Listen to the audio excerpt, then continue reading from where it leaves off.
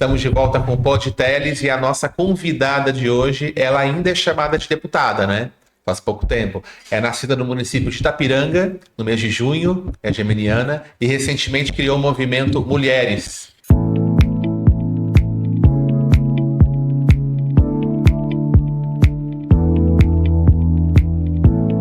Quem é a nossa convidada, doutor Diógenes? Sou eu. É um prazer enorme ter a deputada, porque uma vez deputada sendo deputada. Sim. Então, pode ser ex-atual, a gente sempre tem que lembrar. Deputada, eu estou muito feliz com a tua presença aqui. Eu queria deixar a nossa lembrança, a gente traz para todos os convidados, deixar uma rosinha no mês das mulheres, aproveitando Obrigada. essa oportunidade que tu está aqui hoje. Legal. E é um podcast especial hoje. Com nome e tudo. Não, a gente não... Forte isso aí. Sempre para comemorar quando tu voltar pro ano 2027 para a Assembleia, você deixa lá e lembra desse momento. Boa. Vou guardar. Então, deputada, eu conheço um pouquinho da sua trajetória, né? Eu sei que você sempre ocupou espaços de relevância muito grande aqui no nosso estado, principalmente na Assembleia, e tu sempre teve um perfil de entregas, né? Mas eu não conheço muito bem a tua história do começo, assim, e eu queria, a gente sempre faz isso, a nossa primeira pergunta, que tu te apresentasse aí para o nosso público, dissesse de onde que tu é, o que tu já fez, e um pouquinho do que tu pretende fazer daqui por em diante. Bom, primeiro eu agradecer a vocês a oportunidade de estar aqui com vocês e conversar um pouquinho, compartilhar um pouquinho da minha história. Gosto muito de fazer isso principalmente para mostrar para as mulheres, para qualquer pessoa, mas mais especificamente para as mulheres, que qualquer pessoa pode estar nos lugares, nos espaços que quiser, desde que se comprometa, desde que participe, desde que tenha, né, isso como um propósito. Falando um pouquinho da minha história, eu sou natural de Itapiranga, na verdade da linha Ipepupi, que é uma comunidade do interior de Itapiranga. Né? Meus pais eram agricultores, trabalhei na roça com eles até vir para Florianópolis. Eu vim para cá com 17 anos. Então fiz o meu ensino básico e médio lá. Sim. E depois eu vim para cá.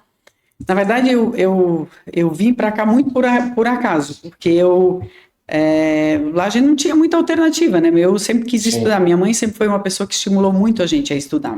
Minha mãe e meu pai, mas a mãe mais. E eu queria, né? Queria estudar, queria conhecer o mundo, queria sair de lá. Não era a palavra. Eu queria ver outras possibilidades, né? Conhecer o mundo, entender, né? Saber o que existia além de Itapiranga. Sim. E eu tinha 5 tias freiras, um tio padre, e eles, todo final do ano, eles iam lá para casa, e eles contavam as histórias de Porto Alegre, uma que estava no Pará, outra estava no Mato Grosso, e eu ficava imaginando onde eram esses lugares, né? E quando eu me formei no 2º grau, aí no final do ano também uma tia minha, que era freira e era era chefe, alguma coisa de um convento em Porto Alegre, ela me perguntou, o que tu vai fazer agora? Eu falei, agora eu queria estudar, mas eu não sei, né? Estou tentando achar um lugar para eu poder fazer faculdade. Daí ela falou, então vem com a gente, né? Vai para o convento e aí tu tens vontade de ser freira? Eu falei, eu tenho vontade de estudar, né? Mas pode ser. Era oportunidade de embora. E aí tá tudo certo, fechei, vamos embora. Em janeiro eu ia, fevereiro, aliás, eu ia para lá. E só que nesse meio tempo eu tenho um tio, até hoje vivo, mas na época ele trabalhava no Banco do Brasil e ele trabalhava em Chapecó. E aí ele foi nos visitar porque ele havia casado com uma paulista e tinha sido transferido para Florianópolis. Aí ele perguntou a mesma coisa. E ele era um tio que sempre estimulava muito a gente a estudar. E aí ele também perguntou, o que tu vai fazer agora? Eu falei, eu vou ser freira. Daí ele falou, mas por que tu tem vocação? É isso mesmo que você quer? Eu falei, não, eu quero estudar. Aí ele falou, não, então vamos fazer diferente. Então tu vai lá para minha casa, fica um ano lá. Se tu passar na universidade e tu arrumar um emprego, aí tu fica em Floripa. Se tu não passar, daí tu ainda tem a chance de voltar lá pro convento, aí tu vai para lá. Ah, topei na hora, né? Falei, Sim. daí eu fui, e assim eu vim para cá. E aí eu vim para casa dele, daí eu passei na Federal, passei em letras, português e inglês, porque daí eu fui trabalhar no Banco Nacional. E o Banco Nacional tinha a conta da Varig. E aí eu via lá aquelas aeromoças maravilhosas e eu pensei, é isso que eu quero fazer da vida, porque eu quero viajar, eu quero conhecer o mundo, então pronto, já achei meu lugar no mundo. E aí comecei a estudar para fazer o teste para aeromoça. E aí eu fiquei 2 anos e meio no Banco Nacional, depois eu fui trabalhar numa agência de publicidade, por acaso, era no 3º andar aqui, que era Artplan. E quando eu já estava trabalhando aqui, quando eu saí do banco, eu falei para o pessoal da Varig, se abrir uma vaga, era difícil abrir vaga, o dia que abrir teste seletivo, vocês me avisem. Sim. Aí um dia eu estava trabalhando, aí me ligaram, abriu o teste seletivo, tem que ir para Porto Alegre fazer. Aí eu falei, meu Deus, Porto Alegre, tá, mas fui para Porto Alegre, fui 3 vezes, passei em tudo. E aí no final eu fui conversar, daí na época o meu chefe era o Paulinho Bornhausen. Sim. Que não era político ainda, era diretor dessa agência. E aí eu falei para ele, eu passei, tô indo embora, vou trabalhar na Varig. E aí ele me chamou e ele falou assim, primeira coisa, agora vamos sentar para conversar. Tu conseguiu passar nas 3 provas, então agora vamos conversar. Por que tu quer ser aeromoça? Eu falei, porque eu quero conhecer o mundo. Aí ele falou, tá, mas tu acha que só sendo aeromoça tu vai poder conhecer o mundo? Eu falei, tenho dinheiro, né? Então eu acho que é o único jeito que eu tenho de viajar vai ser sendo aeromoça. Aí ele falou assim, tá, mas e por que tu viesse para Florianópolis? Eu falei, para estudar. Ele falou, você já se formou? Eu falei, não. E aí você vai abandonar os estudos para ser aeromoça. Aí eu falei, é uma oportunidade, vai demorar para ter outra possibilidade. E aí ele falou assim, olha, eu acho que você tem potencial para muito mais, acho que você poderia continuar trabalhando aqui, Ele viu né? talento. Durante, né? Vai demorar um pouco mais para você conseguir viajar, mas você também vai conseguir, pode ter certeza, não sei o quê, não sei o quê. Enfim, me convenceu e eu fiquei trabalhando com ele. Depois ele foi candidato a deputado federal, né? Trabalhei com ele. Ele foi para Brasília, me convidou, fiquei 4 anos na Câmara, depois eu fiquei 8 anos no Senado, com o senador Jorge Bornhausen, né? Fiquei 8 anos lá. Nesse meio tempo, acabei indo para a Espanha para fazer um Master de Políticas Públicas Aplicadas. Fiquei 1 ano em Madrid. Então, foi uma experiência que muda a vida da gente, né? Trabalhar na Câmara, ainda mais para quem, né, como eu, veio do interior, não entendia nada de política, nunca tinha ouvido falar, meus pais não falavam, na minha casa não se falava de política. Então, eu realmente, era uma coisa que, se me falassem, quando eu saí de casa, que algum dia eu trabalharia na política, eu diria que era loucura, que não tinha a menor possibilidade. E se me dissesse que eu seria deputada, então eu ia dizer que a pessoa, no mínimo, estava louca, né? Porque não tinha, né? Já dá volta. E aí aí eu trabalhei lá até 2006, aí eu voltei, que o Paulo Bornhausen aí foi candidato a deputado federal de novo, ajudei ele na campanha aqui, ele se elegeu, mas aí eu não quis mais ir para Brasília, porque eu casei, aí depois tive filho, aí fui trabalhar na Assembleia. Sim. Então, na Assembleia eu trabalhei como chefe de gabinete da presidência, a primeira e única mulher, até hoje não teve nenhuma outra mulher, então, depois eu fui para a Escola do Legislativo e lá, nesse meio tempo, eu já havia sido convidada em 3 eleições para participar, para ser candidata, e eu nunca aceitei. Sempre falei que eu não tinha perfil para isso, né? Meu perfil é assessoria, é bastidor, eu sempre gostei disso. Sim. Mas toda eleição eles me convidavam. Aí em 2017, quando eu fui para a Escola do Legislativo, a gente criou um programa chamado Caravana da Inclusão das Mulheres na Política. Sim. Já existia, mas era uma coisa, tinha um outro nome, mas era menor. E aí a gente começou a viajar pelo Estado, né, tentando levar mais mulheres para participar, levando formação, qualificação, para buscar mulheres que quisessem participar da política. E aí, em 2018, o então presidente do meu partido, que era o deputado Gelson Merizio, me chamou e falou assim, Mané, eu acho que agora tu tens que ser candidata. E eu, não, de jeito nenhum, não é minha praia, eu vou continuar ajudando, mas não... Daí ele falou, mas como é que tu fica aí, né, defendendo, pregando que tem que ter mais mulheres na política e na hora que você tem oportunidade você não vai? Fica meio difícil, né, manter o discurso é uma coisa e a prática é outra. Sim. Aí eu pensei e falei, quer saber, é verdade, ele tem razão. Eu vou tentar, né? Vou lá, vamos lá. E fui e me elegi. Quantos votos tu fez? 41.584. 2018, né? Uma 2018. eleição dificílima, né? Polarização, né? Aquela questão toda, né? Eu fui a 12ª dos 40. Foi uma votação realmente expressiva e uma responsabilidade gigante, né? Porque aí nós perdemos a eleição, nós tínhamos candidato a governador, perdemos a eleição e ficamos só, né? Nós tínhamos 7, 8 deputados, ficamos com 4, então realmente era um momento bem complicado. Cenário, né? Um cenário com o governador Moisés, que, né, era completamente diferente, então foi realmente, eu peguei um momento. Era, e logo depois aconteceu a pandemia, então, né, eu entrei já na pandemia. E aí nós tivemos 2 processos de impeachment, então os 2 primeiros anos foram muito conturbados, foi muito difícil, muita coisa para assimilar, né? Mas ainda assim foi uma experiência fantástica. Daí no segundo, né, nos 2 últimos anos, aí já deu para fazer um trabalho bem legal, foi bem mais tranquilo, né? E a gente fez eu sou municipalista por essência, então eu trabalho muito a questão de ajudar os municípios. Quando eu trabalhava em Brasília, eu sempre trabalhei com os projetos para prefeituras. Então, eu fazia formação. Como eu vi no início lá que os municípios não conheciam, não sabiam que se podia solicitar em Brasília, né? Quais eram... Quase 16 anos, né? 12 anos, né? Sim. Federal e Senado. Exatamente. Então, eu aprendi muito com isso e vi muito como, quando você faz um bom trabalho na política, dá para fazer muita coisa, dá para ajudar muita gente, dá para dar uma contribuição muito importante. E como mulher, mais ainda, porque aquela havia sido a maior bancada já eleita na Assembleia, né? 6 mulheres. 5. Depois ainda é que a Dirce foi, deputada Dirce era suplente, mas ela assumiu durante praticamente todo o período.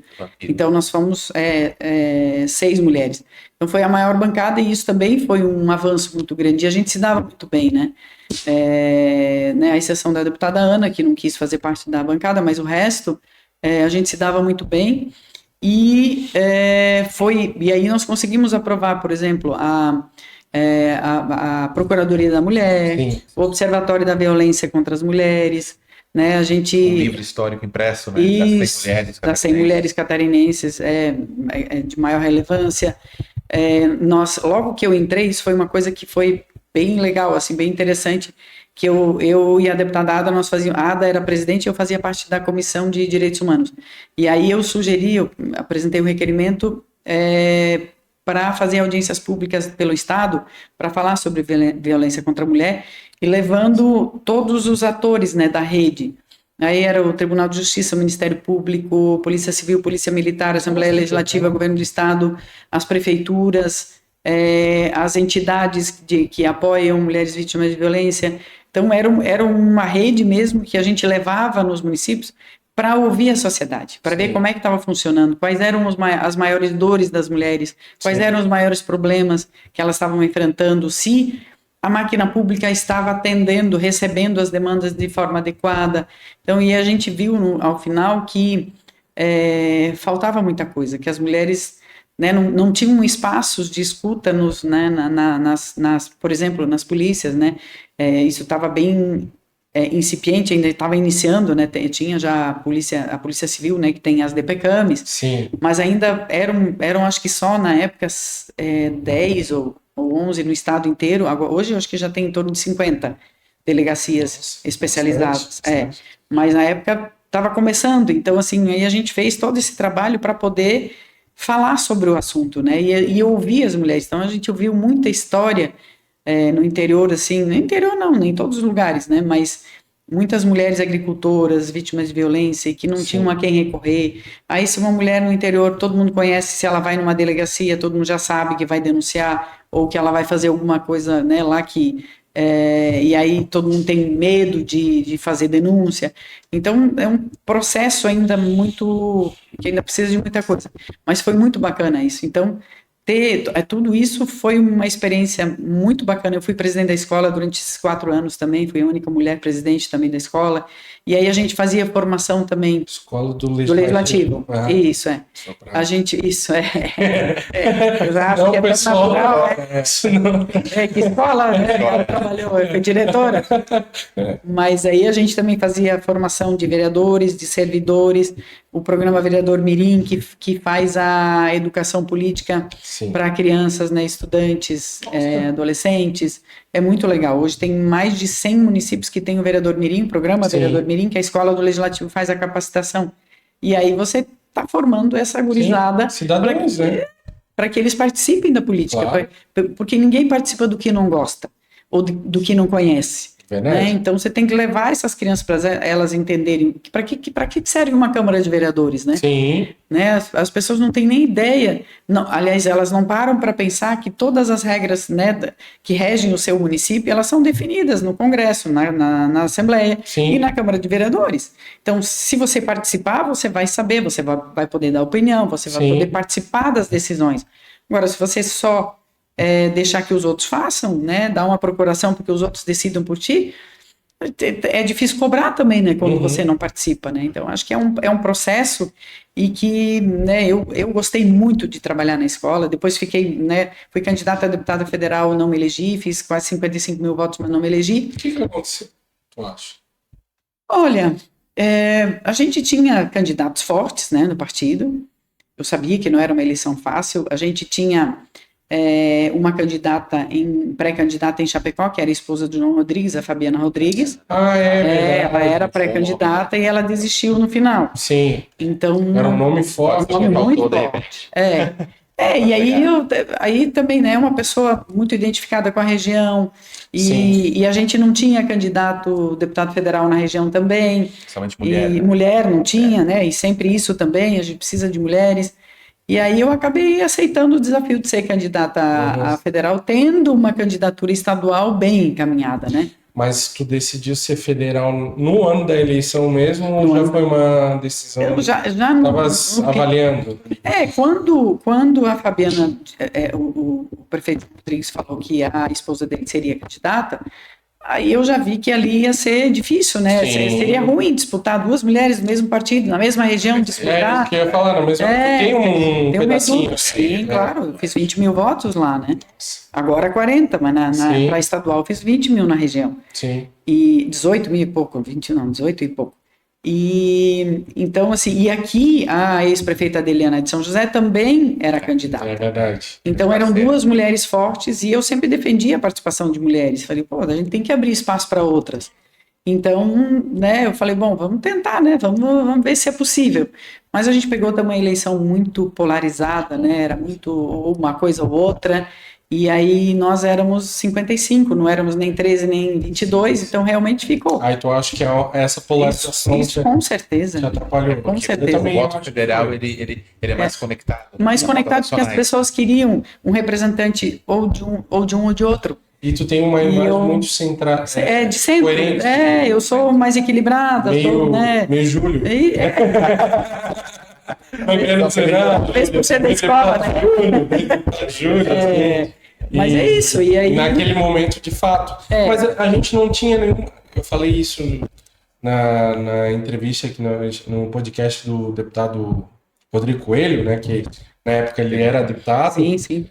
E a gente não tinha nenhuma evidência naquele momento de uma nova onda, até maior que foi em 2018, né?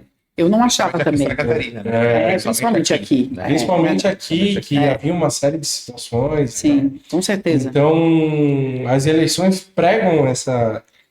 Mas é um aprendizado tão grande e a gente... Ninguém gosta de perder, obviamente. Ninguém entra numa eleição para perder. Mas perder... Né, também não é um aprendizado, é você... Assim, até maior do que a vitória, muitas vezes. Com certeza, a vitória a gente acha, era isso mesmo, isso aí, tá tudo ok. Tudo certo e vamos em frente. Aí você perde uma eleição, você tem que se reinventar. Sim. Né? Você tem que reencontrar o seu caminho, ver onde você errou, ver o que poderia ter feito melhor, né? E eu tive, graças a Deus, né, o suporte do meu partido, especialmente do deputado Júlio Garcia, que me indicou para a escola do Legislativo, onde eu já atuava antes, e aí eu consegui continuar a fazer um trabalho, fazer aquilo que eu acredito, né? Sim. Fazer formação, educação para a cidadania, qualificação de mulheres, buscar mulheres para participarem da política. Então, eu não me desvinculei. Embora eu tivesse decidido não participar mais de pleitos eleitorais, eu continuava trabalhando, eu continuei viajando, Sim. visitando os municípios, porque é uma coisa que eu gosto, independentemente de ser candidata ou não, já fazia antes. Mas tá conhecendo o mundo, né? Pois então. Agora pode. Já viajei bastante, né? Mas assim, hoje, pelo que eu entendo, pelo que eu vi, né, teu objetivo é voltar para a Assembleia justamente por tu ser um expoente da ala feminina na política. Sim. Mas eu percebi, assim, pela tua história, tu é uma mulher muito de compromisso e execução, assim, de projeto. Teu caminho não vai ser um deal executivo? Tu não te vê?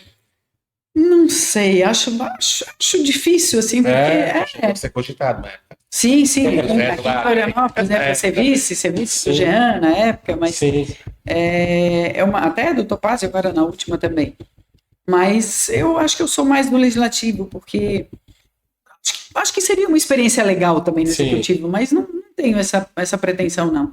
Eu sou pré-candidata, né, já coloquei meu nome à disposição de novo para ser candidata a deputada estadual, porque eu acho que, assim, eu vou participar, embora eu tivesse decidido não participar mais, e tinha combinado isso inclusive com a minha família, e tive que fazer todo um recombinado, né, descombinar, enfim. Porque eu também, assim, cheguei à conclusão de que eu não tenho nem o direito de não disputar, porque tem muito poucas mulheres com reais chances de eleição. Verdade.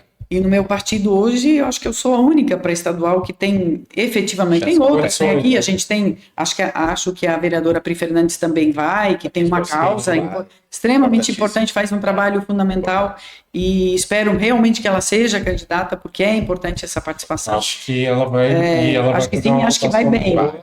Vai fazer uma votação boa. E torço Se não muito eleger... torço muito por ela, porque é uma pessoa muito especial também. Sim. Mas assim, então, são poucas que têm. E aí, não participar me parece que seria uma falta de respeito com todas aquelas que me ajudaram, que tudo aquilo que tu já fez. Tudo aquilo que eu já... Não, e que a política já fez por mim também, né? Eu tive... As oportunidades que eu tive na vida foram por meio da política. Sim. Claro, sempre com o meu trabalho, obviamente. Mas, assim, conquistei muitos espaços importantes que poucas mulheres conquistaram, né? Então, acho que não seria justo agora simplesmente parar. Então, eu decidi, eu vou participar de novo. E tem alguns propósitos também, assim, eu tomei como... Porque é muito difícil, isso é importante dizer também. Não é uma missão fácil para uma mulher. A gente tem, né? A gente não deixa de cuidar do filho, da casa, do marido. Eu tenho que ir na feira, eu tenho que ir, né, no supermercado. Essas coisas não vêm para casa sozinhas, né? Tu continua tendo que fazer isso. E tudo isso toma tempo. E aí você participa de comissão, participa de... Né, tem que viajar. Eu tenho uma representação importante no Oeste. E o Oeste é longe. Então não dá eu não vou dar um pulinho lá e voltar, né? Tem que ir numa quinta-feira, vai numa quinta, fica lá até domingo, depois volta, segunda começa tudo aqui. Então é uma maluquice, assim, uma vida... logística. Logística complicada. Sim. Mas, assim, se você for olhar quantas mães trabalham em 2 turnos para cuidar, para sustentar seus filhos, quantas mães solo, né? Tem 2, 3 empregos, se viram uns 30 para conseguir, né? Deixam os filhos numa creche. E eu ainda tenho um marido que foi muito parceiro, tinha meu irmão, minha irmã, que sempre me ajudaram muito. Tinha uma rede de apoio, né, que me ajudou nesse processo. Então, não foi difícil, porque ser mulher na política ainda é difícil, por sermos muito poucas. Sim. Então, você não enxerga, você olha ao seu redor e você não enxerga outras para te apoiarem nas tuas pautas, porque tem poucas. Então, é muito importante que a gente tenha mais mulheres. E não é porque nós somos melhores ou piores, não é essa a questão. É que a equidade, ela é importante. Sim. Quando você quando você tem debates que são importantes para a sociedade é composta por mais de 52% de mulheres. Então, você ter 10% para representar 52% não faz muito sentido. É verdade. Né? Então, é matemática, não é nem por eu dizer que as mulheres são melhores, não é isso. Sim. A gente precisa de uma questão de justiça. E a gente poder participar, eu tive a oportunidade de estar na comissão de finanças, por exemplo, e foi uma escola para mim, porque você poder opinar quando você tem lá um projeto importante para o Estado, mas que de repente esqueceram de incluir um recurso para algum item que seja importante. Por exemplo, você vai discutir entre construir estrada e construir uma creche no município. A estrada é importante, muito importante, mas a creche, para que as mães possam trabalhar, né, e para deixar seus filhos num lugar que eles estejam protegidos, bem cuidados, para mim, é uma prioridade. Sim. Né? A estrada você consegue fazer depois. Aquela criança que não foi... De sensibilidade. E de vivência. Exato. Quem é mãe vai querer que seu filho seja bem cuidado. Sim. Eu não digo que os pais também não. Não, com certeza. Mas é diferente. Que é uma dor primária. É isso. Então, eu acho que assim, essa junção, você ter homens e mulheres trabalhando em conjunto e defendendo as causas que são importantes para a sociedade, o resultado sempre vai ser melhor. Né? Eu acho que vão ser políticas públicas mais inclusivas, vão ser políticas públicas com mais transparência, que aí a gente tem dados, né, do Banco Mundial que dizem isso. Eu não tenho aqui hoje, não trouxe, mas tem pesquisas, né, do Banco Mundial que diz que onde tem mulheres são gestoras, a transparência é maior. Então, assim, tem muitas coisas que a sociedade tem a ganhar se nós tivermos mais mulheres. Só que também nós vamos ter mais mulheres quando também as mulheres estiverem dispostas a participar. Ter a coragem. Ter a coragem, porque tem que ter coragem. Sim. Né, muita coragem. Mas não tem outra forma de fazer. Eu defendo cotas não nas candidaturas, eu defendo cotas no mandato, porque durante determinado período, porque quando as mulheres começarem a ver que tem lá vagas a serem disputadas por elas, e que aquelas vagas vão ser ocupadas por mulheres, mais mulheres vão participar, porque hoje nesses nossos cursos que a gente fazia, a maioria dizia assim, isso aí não é para nós, isso aí a gente não vai conseguir nunca, porque daí você acaba tendo que tirar os homens que estão lá. Sim. Né? Então, é isso, né? Então, é um negócio que realmente é difícil, mas acho que sim, quanto mais a gente falar sobre isso e quanto mais a gente estimular, e aí essa questão das cotas no mandato, eu falo também porque eu tive a grande honra de apresentar esse projeto da Caravana da Inclusão das Mulheres na Política na ONU. Eu participei, eu fiz parte, eu e o conselheiro Adir Célio, do Tribunal de Contas, aqui representando Santa Catarina, nós participamos do primeiro encontro de escolas do Legislativo e de contas do Brasil, e aí com várias outras de outros países do mundo, na Suíça, em Genebra, na ONU, e a primeira vez que representantes, ou cidadãos que não representavam um país na qualidade de embaixador ou, né, ou de chefe de Estado, puderam ir à ONU, apresentar seus projetos em diversas áreas, na questão na área da gestão pública. Sim. E eu levei esse projeto porque eu queria entender como é que os outros países haviam feito, né, onde já existem mais mulheres, onde existe equidade, como esses países haviam feito para incluir mais mulheres. E aí a gente chegou à conclusão de que tem mais mulheres onde os países criaram leis, aprovaram leis de equidade nos mandatos. No acesso, no mandato mesmo. Em alguns casos, durante determinados períodos, em outros casos, é uma lei que está funcionando. E aí você vê na Espanha, no México, na Argentina, e em alguns países árabes, né, que aprovaram leis que obrigam. É que também a gente tem uma diferença porque muitos países têm lista fechada. Então, na lista fechada, por exemplo, na Espanha é lista fechada. Então, para cada mulher vai um homem. Então, não tem como não dar equidade, porque vai eleger uma mulher e um homem, mulher e um homem sempre.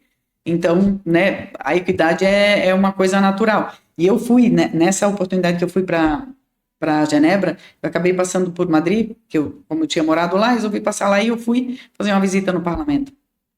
E aí eu não tinha me tocado. Eu entrei lá e vi um monte de mulheres. Falei, meu Deus, tem algum debate? Perguntei ainda para uma pessoa: tem algum debate hoje sobre algum tema inerente, sei lá, sobre as mulheres, algum direito para as mulheres? E aí a pessoa falou assim: não, elas são deputadas.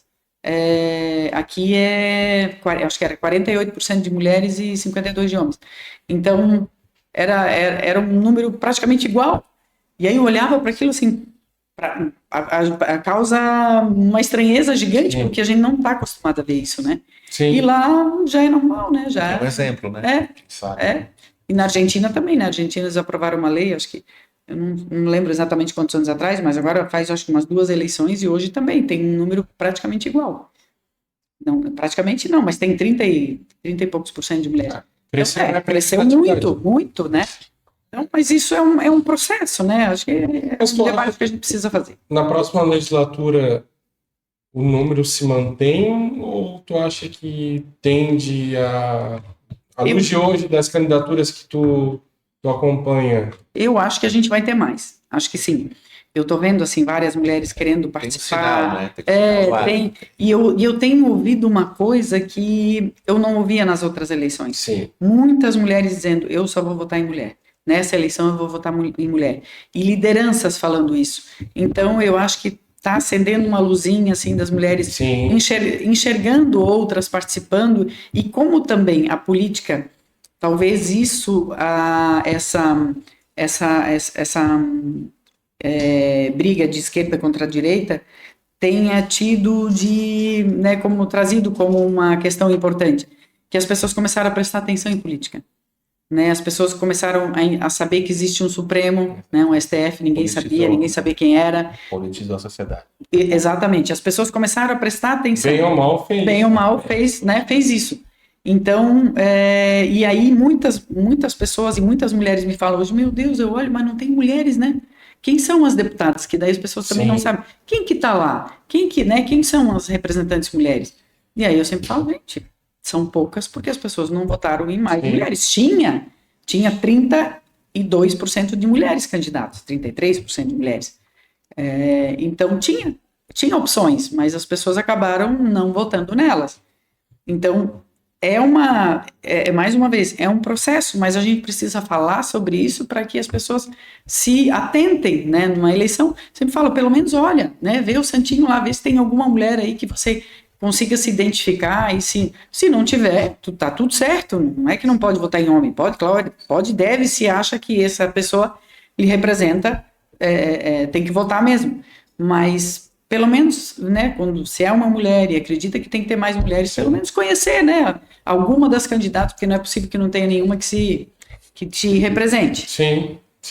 Certeza. Deputada Marlene, como é que foi para uma líder de bastidor, né, virar uma líder da linha de frente, da tribuna, do palco? Como é que foi esse processo? Olha, talvez tenha sido o meu maior desafio, porque quando você está no bastidor, você ajuda o teu chefe, a tua chefe, ou, né, a pessoa para quem você trabalha, levando propostas alternativas, sugestões, e a pessoa decide se aquilo, né, se quer ou não defender aquilo. Mas você está protegido por uma barreira que te deixa aqui atrás, né, confortável. Eu fiz a minha parte, eu apresentei uma ideia, ele defende se ele quiser, ele ou ela. Mas quando você está à frente, são as outras pessoas que te trazem as alternativas e você que tem que estar lá na frente. E aí você chega tendo uma vida trabalhado para outras pessoas, e você tem que chegar lá e agora você tem que primeiro entender o que você defende. Né? Porque você acabava defendendo as coisas que os outros defendiam. Porque ser assessor é isso, né? Você pode ter opinião própria, deve ter, né? Mas você acaba sempre trabalhando para que aquela pessoa para quem você trabalha esteja bem, faça um bom trabalho, né? Esteja bem assessorado. E aí, quando você chega lá e tem que falar, e para mim, isso eu falo porque para mim foi assim. Quando eu cheguei lá, falei: Jesus, e agora? O que eu defendo? Quem é a Marlene? Né? Quem é a Marlene pessoa pública? O que ela efetivamente defende? O que ela acredita? Né, quais são as minhas ideias? Quais são? Eu tinha defendido lá uma série de bandeiras que eram, né, as coisas que eu acreditava e que eu defendia, e continuo defendendo, mas assim, muito né, sem ter uma profundidade maior. E aí você chega lá, você tem que votar, seu voto tem consequência, né? Seu voto interfere na vida das pessoas na sociedade. E aí você começa a pensar, meu Deus, se eu votar assim, eu vou desagradar. Esse resultado. Se eu votar assado, vai ter esse. Aí eu agrado esse e desagrado esse. Então, é uma confusão. Construção e desconstrução do caramba. Exatamente. Então, foi um desafio gigante. Meu maior desafio foi esse. Eu gosto muito de pessoas, então, assim, a parte de lidar com pessoas, de trabalhar com o povo, de apresentar projetos que eu acredito, tudo isso eu achei muito, assim, foi uma experiência muito boa. Mas esse choque inicial, assim, e agora sou eu, e agora tá todo mundo olhando para mim, e todo mundo esperando. O trainer, tu que é a locomotiva. É isso, e tem um monte de gente atrás olhando e falando, o que ela vai fazer? E agora? Como é que é?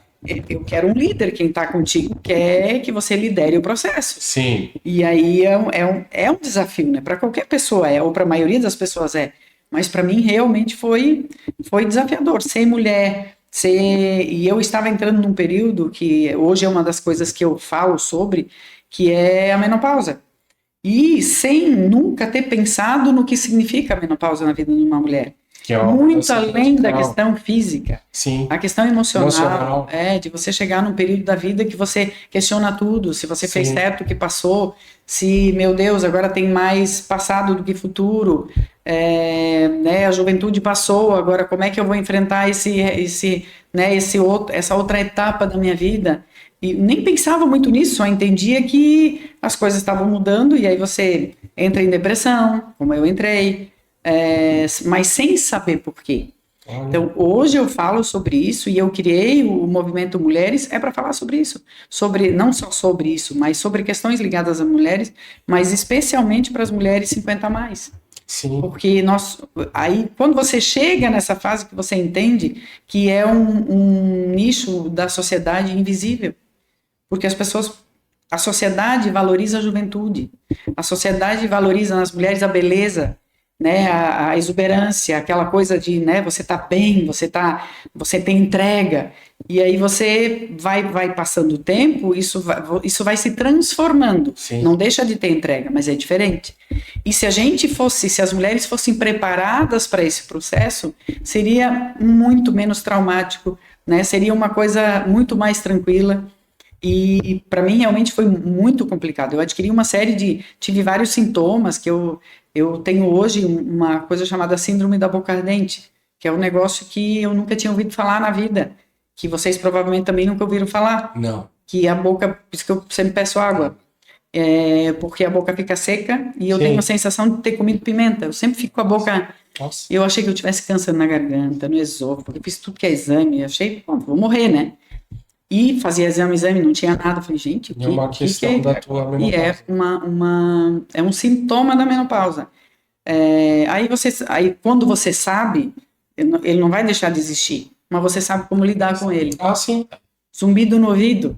Eu Nossa. Também adquiri zumbido no ouvido. E uma coisa que, aí eu fiz audiometria, tô ficando surda. Começava a ler, vai no Google, começa a ler, tô ficando surda.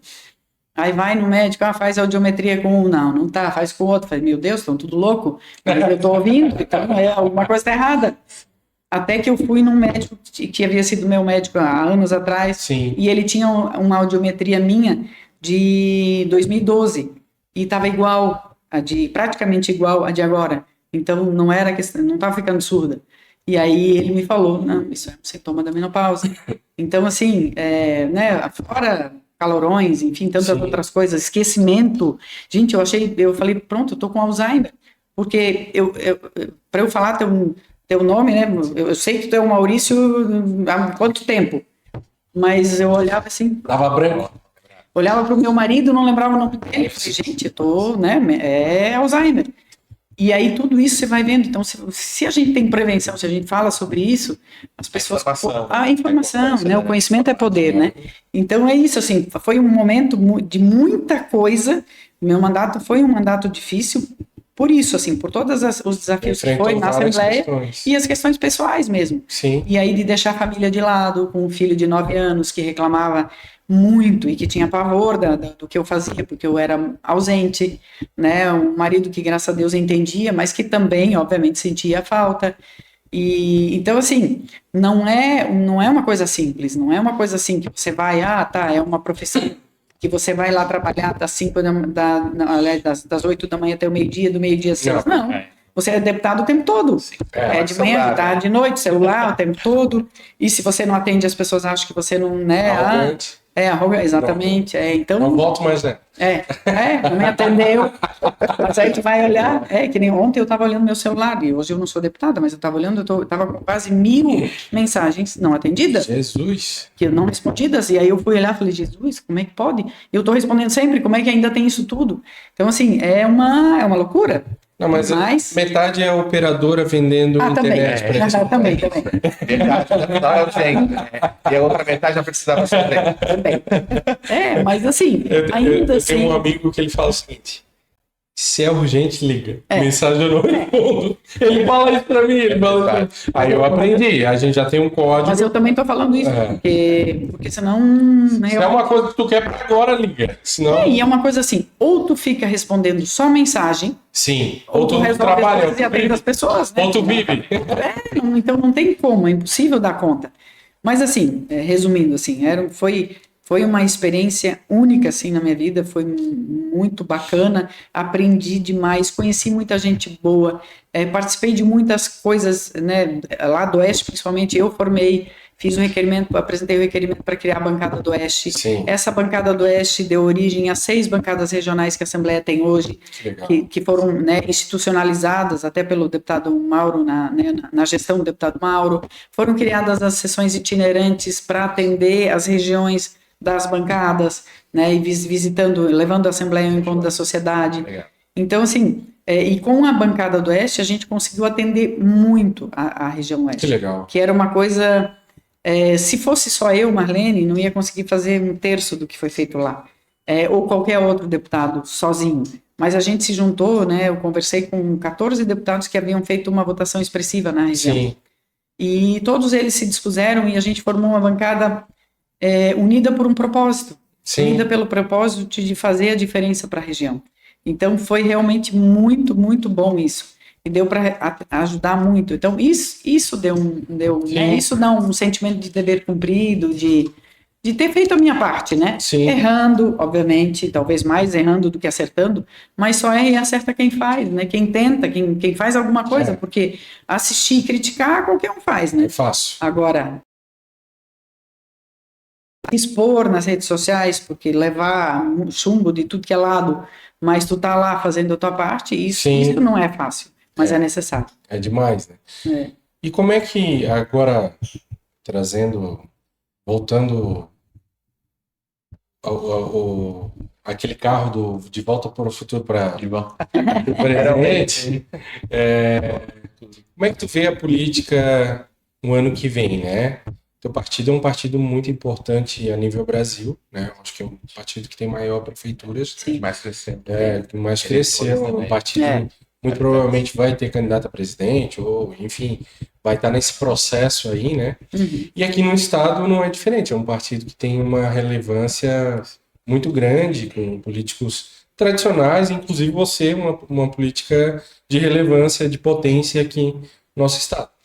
E, em tese, à luz de hoje, né, vai ter uma candidatura de um cara que é testado estadualmente, que tem números bem expressivos ali, principalmente na região do Oeste, ali já foi prefeito, deputado, enfim. E a gente tem hoje, do outro lado, um outro candidato que, em tese, eles são do mesmo aspecto, de mais à direita, né, e que vai à reeleição. E existe contos aí, né, que o partido pode estar junto com o governador, não pode.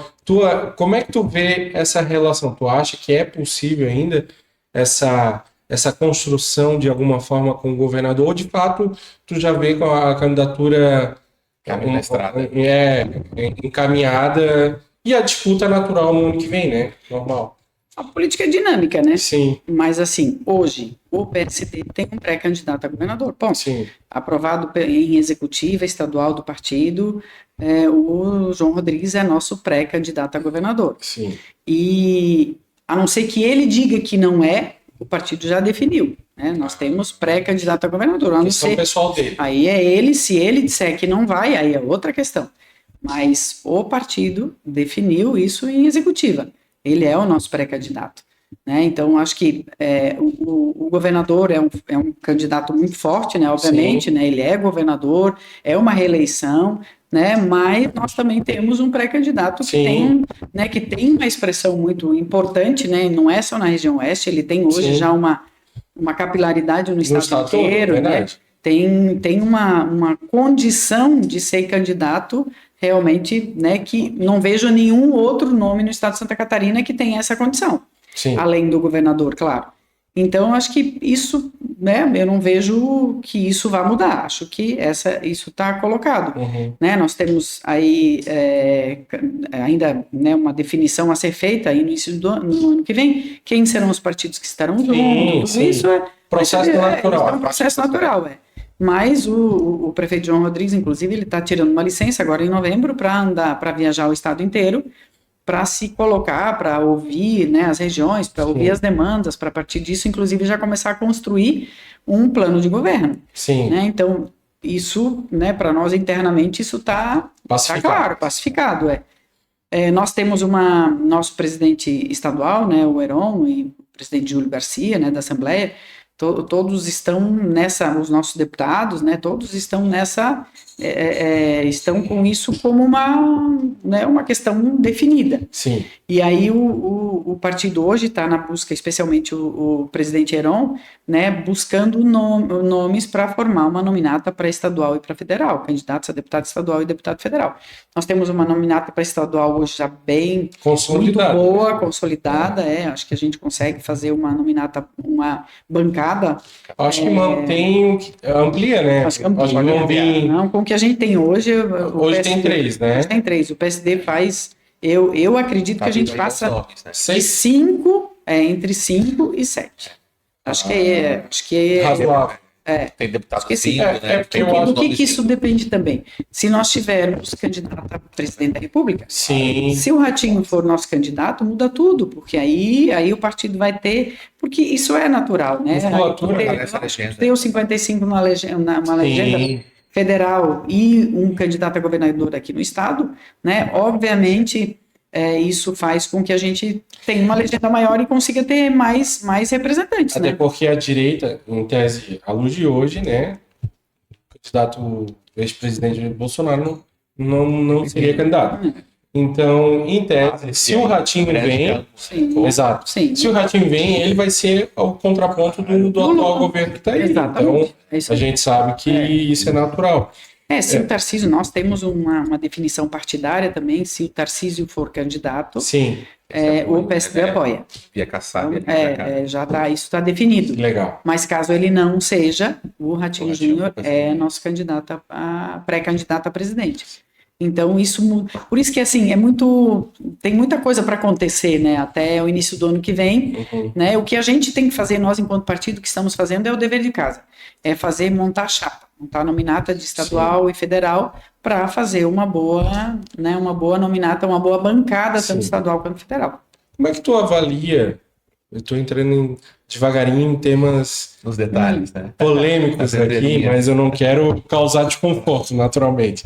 Como é que tu avalia essa situação do governador que está posta hoje, né? Hoje, em tese, o MDB tem tudo para ser o vice dele, e a grande discussão é a questão da chapa do Senado, né? E a gente vai ter uma pessoa, de novo, que é fora de Santa Catarina para ser candidato. Na chapa que é o filho do ex-presidente Bolsonaro, o Carlos Bolsonaro. E há uma briga ali, né, interna, com a questão da Carol Detone, questão do senador Esperidião Amin, que eventualmente pode ir até então para o projeto do João Rodrigues, né? Como é que tu avalia essa questão da candidatura de um senador E como é que tu avalia o atual governo, assim? Tu acha, qual é a tua avaliação atualmente, assim, que se ele vem acertando, vem errando, como é que tu pontua? Eu acho que primeiro a questão dos candidatos ao Senado, assim, eu acho que é uma decisão que é do PL, né? Claro, sim, Eles é que sim. vão colocar quem vai ser, né? Uma decisão deles. Sim, Mas eu acho que nós temos em Santa Catarina nomes importantes que podem representar muito bem o estado, né? Sem ter que trazer pessoas de outros estados Sim. para nos representarem aqui, né? Acho que a Carol Detoni é um nome muito bom. Acho que ela é uma representante, né? Para mim, ela é do Oeste, né? Então faz Sim. um bom trabalho. Acho, já disse isso para ela também. É uma mulher, é representante, né? Do Oeste. Foi presidente da CCJ, né? Não é qualquer coisa, né? sim. Né? Tem um trabalho importante que ela faz, então acho que ela é um nome consolidado. Não acho que seja justo tirá-la para ser, Pois né? é. Para ela não ser candidata. Eu acho que ela vai ser de qualquer forma. E se não for no PL, de repente em outro partido. PSD, talvez? Olha, com 20, 20 a gente. A gente agiliza. Isso não é problema. Partidos não vão votar para ela. É Com verdade. certeza. Mas a gente tem o senador Esperidião Amin Sim. também, né? Que tem um trabalho, Toda né, a um sua serviço história, prestado né? por Poxa. toda a sua história por Santa uma Catarina. lenda, Família. Né? Tem um tamanho, tem uma. Sim. Né, a gente tem. Ele não é do meu partido, nenhum dos dois é do meu partido, Claro, né? claro. Mas são dois nomes importantes, né? O MDB, eu não sei, até hoje não sei quem seria o candidato deles, né? Nós, como temos pré-candidato a governador, não temos, em princípio, candidato ao Senado, né? Sim, Inclusive para trazer, né? claro, pra a os partidos, composição. na composição. Sim, Mas eu acho que o PL deveria, né? Acho que eles têm esse nome que é tão importante, que é o da Carol, e acho que o Esperidião Amin também é um nome, sim. né? Um nome importante e representaria muito bem Santa Catarina.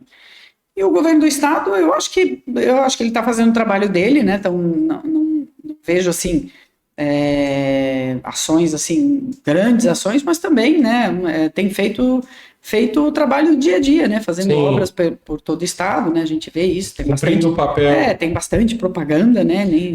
Às vezes nem tanta entrega quanto propaganda, mas assim, também não faz o trabalho dele. Sim. Acho que não tem muitas, né? Sim. Muito a reclamar, e até também, assim, hoje eu estou fora, né, então Sim. eu não tô tão presente nos municípios para saber, né, mas, assim, aparentemente está fazendo seu trabalho. Sim, legal. É isso. Estamos indo agora para os momentos finais aqui Sim. do nosso Podteles, o podcast do Direito. Deputada Marlene, última pergunta agora aqui, né? Nós nunca tivemos na história do Estado um segundo lugar, né, que tivesse mais de 20% um ano antes das eleições, né? Qual vai ser o teu lugar, qual vai ser o teu destaque nesse processo do próximo ano? Aonde que tu se enxerga? Voltando, né? Como seria o sim. retorno da Marlene no próximo ano? Eu já coloquei meu nome à disposição, sou pré-candidata a deputada estadual. Pretendo, né, vou disputar esse espaço na Assembleia Legislativa de novo, para poder continuar defendendo as pautas que eu defendendo, né, eu tive uma votação importante no Oeste e uma votação importante aqui na Grande Florianópolis, então poder representar essas duas regiões, o estado inteiro, obviamente, né, mas essas duas regiões, principalmente, defender a participação das mulheres, continuar defendendo isso, a agricultura, que é uma bandeira muito importante para mim, também a transparência no serviço público é outra questão que eu tenho, né, sempre bati bastante, mas ter esse espaço importante na Assembleia Legislativa, representando, né, o nosso Estado e podendo fazer o trabalho naquilo que eu acredito, né, poder colocar esse espaço à disposição de um propósito, né, e que não é meu, mas que é de muitas pessoas e especialmente de mulheres que buscam esse lugar e que precisam se espelhar em alguém, precisam ver que isso é possível. Sim. Porque eu me lembro, meu cabelo é cacheado, eu me lembro que desde muito nova eu assistia a televisão e eu não via mulheres com cabelo cacheado.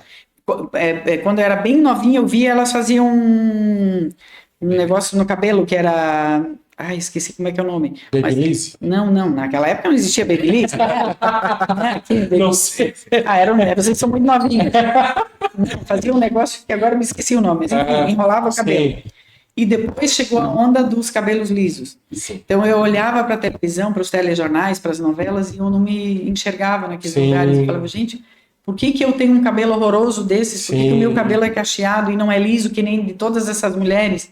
Então é mais ou menos isso. É você olhar para os espaços de poder e dizer, pô, não tem mulher, então não é meu lugar ali. Se não tem mulheres é porque por algum motivo eu não posso estar ali. Isso não é lugar para mim. E eu quero mostrar que é assim, é isso. Então, quanto mais mulheres nós tivermos lá, mais mulheres vão entender que sim, esses espaços podem e devem ser ocupados pelas mulheres também. Então, acho que isso já é um propósito, né? E poder trabalhar pelo nosso estado, eu acho que é uma honra, é um orgulho, representar as pessoas. Eu sempre digo que uma das coisas que mais me impactou, acho que foi a primeira vez que uma pessoa falou para mim, você me representa. Isso é muito importante, né? Isso é muito sério, isso é muito... Uma responsabilidade muito mais responsável e um orgulho gigante, né? A pessoa olhar para ti e achar que você representa ela. Então, acho que é por aí o negócio. E para finalizar, eu sempre digo que os espaços de poder, especialmente, né, as assembleias, as câmaras, o Congresso, para mim, deve ser um espelho da sociedade. A sociedade tem que se enxergar lá dentro. E quando você olha, né, coloca um espelho, né, nesses espaços hoje, você não vê essa representação. Sim. A gente não tem, por exemplo, aqui nenhum representante negro na Assembleia Legislativa, né? Verdade. E obviamente que nós temos pessoas aqui em Santa Catarina, né, que teriam todas as condições de estar lá e deveriam estar, né? Então, e outras, né, outros segmentos também, mas isso me faz pensar que a gente tem que continuar, que a gente tem que fazer a nossa parte, e quem tem avançar, trabalhar, fazer a nossa parte para melhorar cada vez mais, né, a sociedade e principalmente as pessoas que representam a sociedade. Sim. É isso. Show, maravilha. Quem quiser assistir, compartilhar, tá lá, @podtelesadv, né? Estamos no YouTube. É isso, gente. Obrigado. Foi um prazer. A casa aqui é sua. Apareça quando quiser. Aqui também é um escritório também. Se tiver qualquer problema. Brincadeira. Não. Brincando. Mas muito legal tua trajetória, tua entrevista. E sempre é um aprendizado quando tá junto de ti aqui. A gente aprende muito. Eu que agradeço muito o espaço. Sempre é bom falar. Eu gosto muito de falar sobre isso, porque eu acho que a gente tem que humanizar mais a política, a gente tem que torná-la mais acessível, a gente tem que mostrar para as pessoas que quem está lá são seres humanos iguais, que erram, que acertam, mas que têm a coragem pelo menos de estar, se colocar à disposição, né? E no caso das mulheres mais ainda. Então por isso que eu gosto de falar sobre isso, de contar minha história, porque eu acho que ela mostra que se eu que sou lá dali, Pepopi de Itapiranga, sem ter nunca pensado em política, conseguir chegar, ocupar um espaço desses, né, qualquer um de nós pode, qualquer uma de nós pode e deve participar. Show. É isso. Obrigado. É isso aí, gente. Muito obrigado. Acompanhem lá, compartilhem e até mais. Tchau, tchau.